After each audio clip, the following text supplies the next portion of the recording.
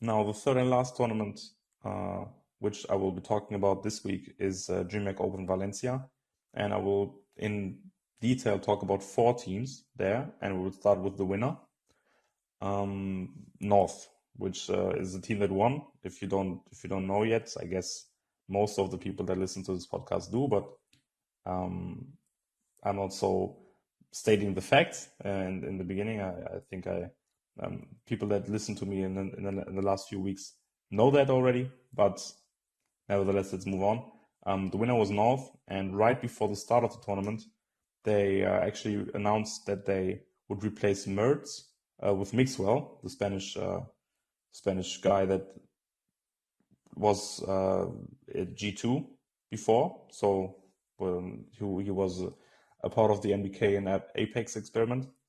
And well, yeah, he's now on North as a stand-in on a trial basis, as they call it, in order to try out an international roster and to, in quotation marks, test new dynamics. And well, it seemed to have worked quite well because they won the tournament, right? In the group stage, however, they lost to Heroic in a best of one, which actually sent them to the group decider versus Ego Esports, the Polish squad. Well, there, however, they were able to prevail. And afterwards, the Valde show started. In the semis versus Fraxos, he had a 111 ADR, a rating of 1.64, and a 24, a KD of plus 24. And especially on train together with AZ, the two of them locked down the map. Yeah, he won many rounds in thanks to individual performance, or they won many rounds thanks to individual performances in general. So they were won by, I don't know, multi kills most of the time, and often enough it was Valde who made these multi kills in order to win the rounds. And the analyst desk interviewed him after the match, and he then said that they didn't have one map of practice with Mixwell and just a few minutes to fill him in on the tactics. So that is to be expected, is what he said. So, and he's right. So if they can't really prevail with team play or with yeah, I don't know, fancy nades or fancy utility stuff. I don't know, stuff that actually can be practiced in a team. If they can't do that, then they will have to rely on the players showing up and boxing them out with individual performances. And another individual performance by Valde was soon after delivered, because in the final versus Luminosity, he had a 130 ADR, a rating of 188, and a KD of plus 29. And he even had a 30 bomb on Inferno in 23 rounds when they won 16-7, which is insane, an insane stat line. And yeah, and on Inferno, if I remember correctly, I haven't written this down, but I think he had a 2.09 rating or something like that, which is simply insane. Excuse me.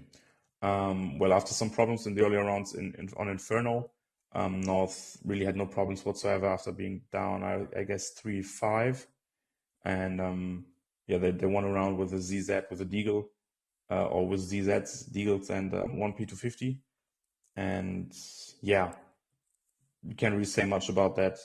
They played Inferno and then they played Mirage, and yeah, on both maps they kind of lost out on the first few rounds, but afterwards they were able to turn it around. They were able to digest these rounds, not get lost on the maps afterwards, and then they just had great performances all around. Like I said, they did really well, and like I said, Valde and individual performances as well.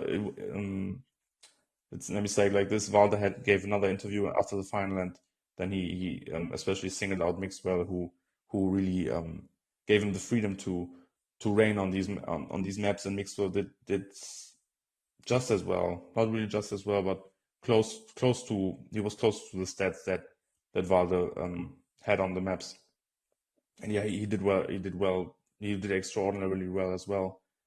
And the whole team played really well individually, and therefore they of course also played well as a team.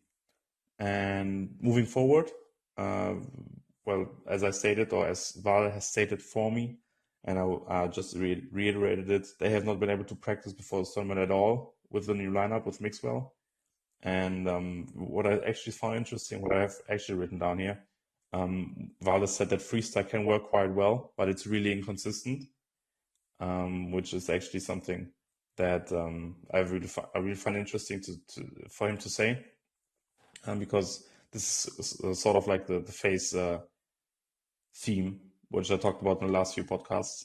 But let's not waste any more time on that. I think everything that I wanted to have said on that has been said. Back to North, and they will go onto a summer break after this tournament, where the management can work out what the future of the lineup will look like. If they will stay with Mixwell, Mertz is still under contract. If they're looking for something else completely, but well, after a tournament like this, it is hard to argue that Mixwell doesn't deserve a starting spot after this performance.